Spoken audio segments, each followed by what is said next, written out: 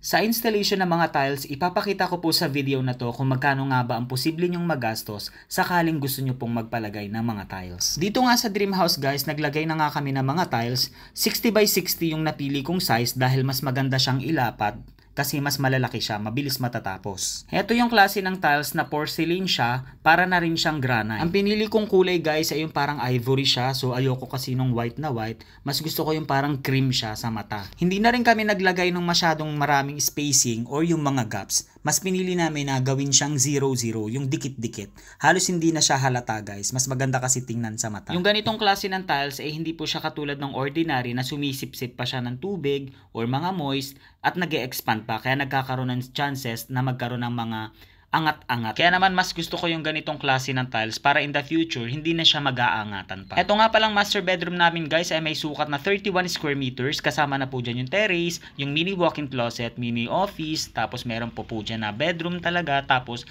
may CR pa po na malaki. Ito po ay equivalent na bari parang 2 kwarto at kalahati, ganun po siya kalawak. Sa ganitong sukat po ay umubos po kami ng 90 pieces na piraso ng tiles. Pumapatak na 154 pesos po ang isang piraso ng tiles. At since nabanggit ko nga yung presyo, ito na i-reveal ko na guys yung mga nagastos. Kasama na dyan yung labor cost, 10,000 pesos.